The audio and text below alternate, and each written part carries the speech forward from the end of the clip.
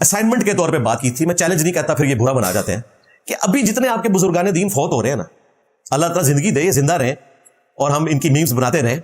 مثلا باپا جانی کل فوت ہوں گے اور اللہ کرے کہ گرمیوں میں فوت ہوں، مرنا تو ہر بندے نے ہے، تو آپ نے پھر عیدی والوں کے پاس لاش نہیں رکھوانی. ایک ہفتے کے لیے محمد علی جناح کا جو مزار ہے نا، اس کے گراؤنڈ میں آپ نے رکھ دینا ہے. ہمارے سارے اسٹوڈنٹس میرے مرنے کے بعد بھی بریلوی ہونے کے لیے تیار ہیں اگر اس لاش میں بدبو نہ پڑی تو. یہ سارے بزرگوں کی لاشیں، علماء بڑے بڑے ان کی لاشیں فریزر میں رکھواتے ہیں. یہ جو 2 یا 3 دن بعد کہتے ہیں نا کہ جی وہ 2 دن جنازہ لیٹ کر رہے ہیں کیونکہ پبلک پوری دنیا سے آ رہی ہے، تو لاشیں انہوں نے فریزر میں رکھوائی ہوئی ہوتی ہیں. باہر رکھو نا. جس لاش نے قبر کے اندر جا کے خراب نہیں ہونا تو باہر بھی سے خراب ہونا چاہیے بھائی. کیوں خراب ہو جاتی ہے؟ سب فراڈ، سب جھوٹ. اس کے اوپر انہوں نے عمارت کھڑی کی ہوئی ہے. تو اب جو مر رہے ہیں نا، ان کے اوپر تجربہ کر لو. سردیوں میں نہیں، گرمیوں میں. سردیوں میں تو آپ کافر کی لاش بھی رکھیں گے، تھوڑا ٹائم لگے گا. ایک نیچرل پروسیس ہے، اس کے تحت لاش نے ڈیکمپوز ہونا ہے. اس کا کسی کی بزرگی کے ساتھ کوئی تعلق نہیں ہے. میری لاش بھی اسی طریقے سے ڈیکمپوز ہوگی. بڑے سے بڑا کوئی انسان ہو، اس کی لاش اسی طریقے سے ڈیکمپوز ہوگی. یہ صرف انبیاء کرام علیہ السلام کا پروٹوکول ہے جو قرآن و سنت سے ثابت ہے. اس کے بعد اگر صحابہ اور اہل بیت کے لیے کوئی بات رپورٹ ہوئی ہے نا، تو وہ عقیدے کے طور پر نہیں ہے، وہ اللہ تعالیٰ نے اسپیشل پروٹوکول دیا ہے. عقیدہ اس وقت ہوگا جب قرآن و سنت میں وحی کی تائید کے ساتھ اللہ کے محبوب صلی اللہ علیہ وآلہ وسلم یہ ارشاد فرما دیں کہ کسی شخص کے نیک ہونے کی نشانی یہ ہے کہ میرا وہ امتی نیک تصور کیا جائے گا مرنے کے بعد جس کی لاش ڈیکمپوز نہیں ہوگی. کوئی ضعیف روایت بھی ہے تو ہمیں دکھا دیں بھائی. جو کچھ ملتا ہے وہ انبیاء کرام علیہ السلام کے بارے میں ملتا ہے. ہاں، اگر کسی نیک بندے کے بارے میں کوئی چیز رپورٹ ہوئی، کسی صحابی کے بارے میں، اہل البیت کے بارے میں، تو وہ اللہ تعالیٰ کی طرف سے اسپیشل پروٹوکول کرامت کے طور پر ہے، عقیدے کے طور پر نہیں ہے. اور نہ اس طرح کا کوئی عقیدہ بنایا جا سکتا ہے کہ 100% لوگوں کے ساتھ ایسے ہی ہوگا. صحابہ کرام علیہم رضوان کو رومن امپائر کی بیٹل فیلڈز میں تیل کے کڑاہوں میں روسٹ کیا گیا، لاش چل گئی ہے. جنگوں کے اندر کافروں نے صحابہ کرام کی لاشوں کا مسئلہ کیا، مسئلہ ہو گیا.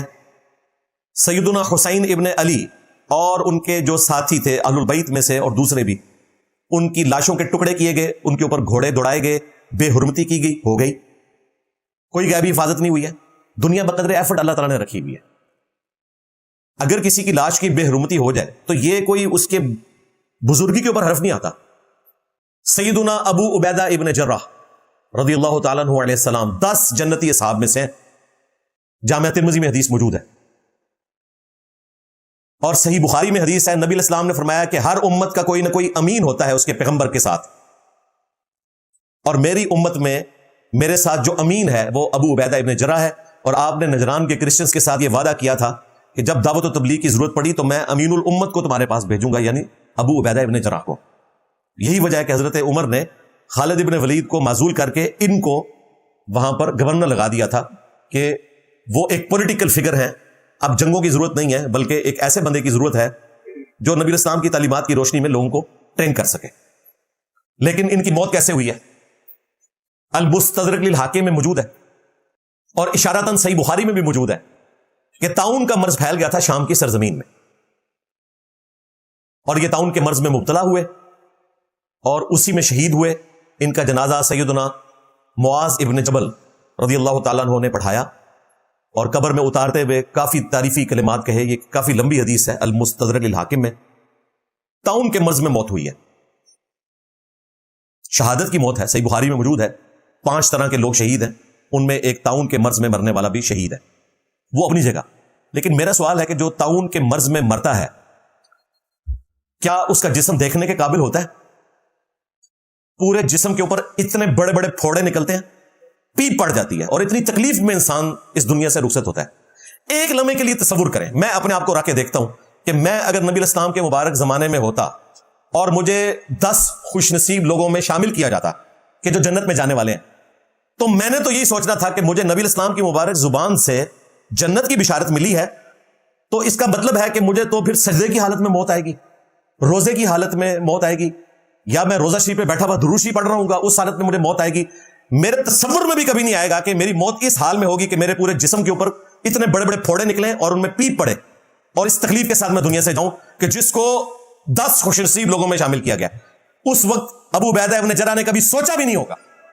دیکھیں، یہ ہے انجینئرنگ، یہ ہے دماغ جو میں چلاتا ہوں آپ کا دماغ کھولنے کے لیے.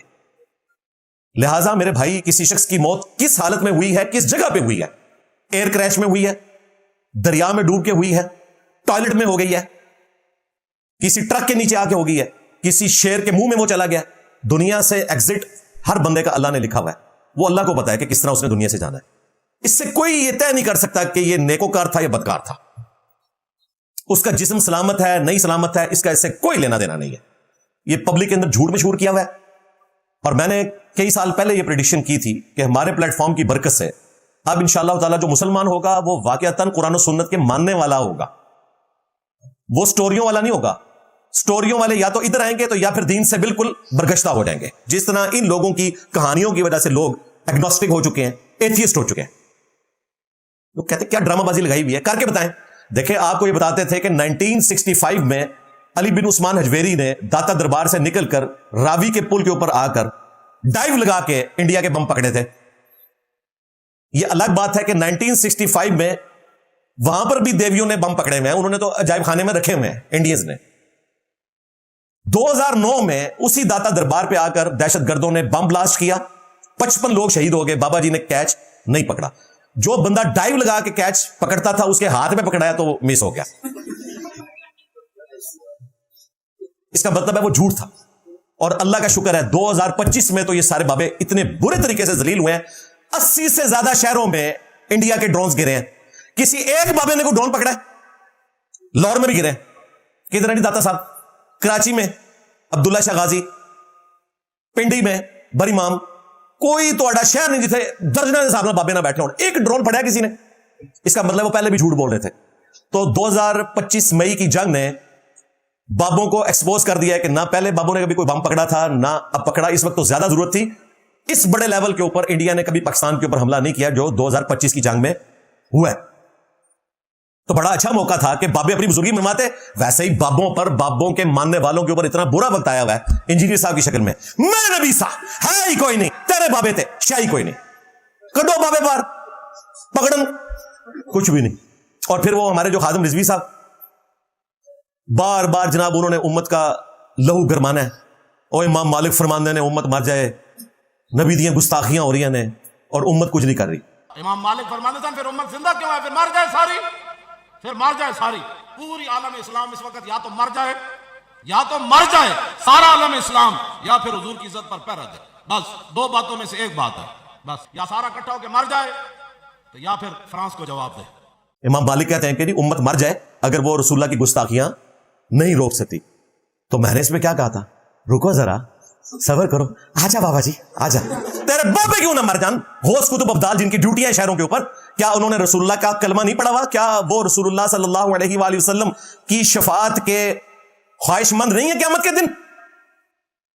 انہوں نے کیوں نہیں یوٹیوب سے ویڈیوز ڈیلیٹ کروا دی؟ چاہے تو اشاروں سے اپنے کایا ہی پلٹ دے دنیا کی. کتنے گئے تھوڑے شیر؟ منو غوث دسو جڑا اتنے بیٹھے جتنے ہزارہ ایکڑ دے ہوتے یوٹیوب نے اپنی ہارڈ ڈسک رکھی ہوئی ہے, ادھر جس غوث کتب ابدال کی ڈیوٹی ہے نا وہ بندہ منو چاہیے 295 سیل وانی ہوتے تھے. ظاہر ہے کہ وہ اشاروں سے دنیا بدل سکتے تھے, تو کیوں نہیں ڈیلیٹ کروائی؟ یہ صرف لوٹے کی ٹوٹی سیدھی نہ ہونے کے اوپر مریدوں کو جلا کے راک کر سکتے ہیں. انہوں کا زور صرف تھوڑے ہوتے چلتا ہے. بس ڈرامہ بازی کہانیاں. اچھا یہ باتیں کریں گے آپ, ظاہر ہے ان کے پاس تو جواب کوئی نہیں نا. وہ کہتے ہیں جی کعبے بھی کرین گری سی. بھائی کعبے میں جو کرین گری تو بھائی کعبے والے نے تو کہیں کہا ہی نہیں ہے کہ میں حفاظت کروں گا. کعبے والے کے پیغمبر نے صلی اللہ علیہ وآلہ وسلم امت کو صحیح بات بتائی ہے. ایک ہی دفعہ ابراہ کا لشکر برباد ہوا تھا جب نبی علیہ السلام نے پیدا ہونا تھا. اس سال کو عام الفیل والے سال کو یادگار بنانا تھا.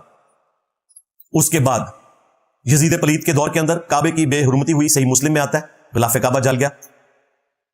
پھر اس کے بعد عبد الملک بن مروان کے دور میں حجاج ابن یوسف نے چڑھائی کی, عبداللہ ابن زبیر کو شہید کیا, وہ بھی صحیح مسلم میں آتا ہے. کعبہ شریف اس میں بہت ڈیمیج ہوا, دوبارہ سے تعمیر کرنا پڑا.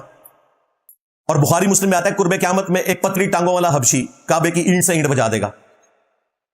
تو ہمارے پیغمبر تو ہمیں بتا رہے ہیں کہ کوئی حفاظت نہیں ہوگی. ہاں ایک حفاظت رپورٹ ہوئی ہے بخاری مسلم میں کہ دجال مکہ مدینے میں داخل نہیں ہوگا, دیٹس آل. بس باقی کوئی حفاظت نہیں ہوگی. لہٰذا ہمیں کوئی یہ نہ کہے کہ حفاظت کعبے میں کیوں نہیں ہو رہی. کعبے والے نے کہیں گارنٹی نہیں لی, لیکن تمہاری بزرگوں کی ڈیوٹیاں مسلمہ تھیں تمہارے نزدیک. جی لاہور داتا صاحب نے سنبھالیا, جی ملتان جو ہے وہ باول حق صاحب نے سنبھالا ہوا ہے, اسلام آباد جو ہے وہ بری امام نے سنبھالا ہوا ہے, تو بھائی ہم ان سے ہی پوچھیں گے نا جن کی ڈیوٹیاں تھیں وہ اپنی ڈیوٹی پوری نہیں کر سکے. یار ان بیچاروں کو تو پتہ بھی نہیں ہوگا ان کے ساتھ خود کیا ہو رہی ہے کہ ان کے درباروں کے اوپر چرس بک رہی ہے, وہ اس کو نہیں روک سکتے اس لیے کہ وہ راضی ہیں, وہ چاہتے ہیں یہاں چرس بکے. یہ بھی میں آپ کو بتا دوں کس طرح ان کا یہ عقیدہ ہے کہ بزرگوں کی مرضی سے سب کچھ ہو رہا ہوتا ہے, یہ سارا نظام چلا رہے ہوتے ہیں. اس کا مطلب ہے کہ جس دربار پہ ہرون اور چرس بک رہی ہے ان بزرگوں کی مرضی سے بک رہی ہے. لو سامو ہاں. اور اگر آپ یہ کہتے ہیں ان کی مرضی سے نہیں بک رہی تو اس کا مطلب ہے کہ ہمارا عقیدہ درست ہے کہ کچھ بھی نہیں کر سکتے. اور دسو کیڑا عقیدہ بننا جائے. دو راستے ہیں, یا تو یہ پاؤڈر چرس کو پسند کرتے ہیں بابے سوٹے لگانے کو,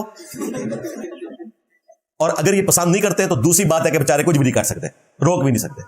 اور یہی حقیقت ہے, کوئی نہیں روک سکتا بھائی. سب کا سب فراڈ ہے جو انہوں نے پبلک میں مشہور کیا ہوا تھا. اور یہ موقع مجھے ملتا ہے کہ میں آپ لوگوں کے دماغ کھولوں. لوگ سوچ رہے ہوں گے کہ جی آج 28 سال پرانی لاش ڈسکس ہو رہی ہے تو ہو سکتا ہے آج بابا جی کا ذکر ہی نہ ہوئے ساڈے, تو آڈے بابے میں لمبے پال لینے. سیدھی گل ہے, جس نے رسول اللہ کے ساتھ غداری کی ہے صلی اللہ علیہ وسلم, میں یہ کو تھوڑا بابا چھٹنا, میرے نبی صاحب ہے ہی کوئی نہیں, تیرے بابے تھے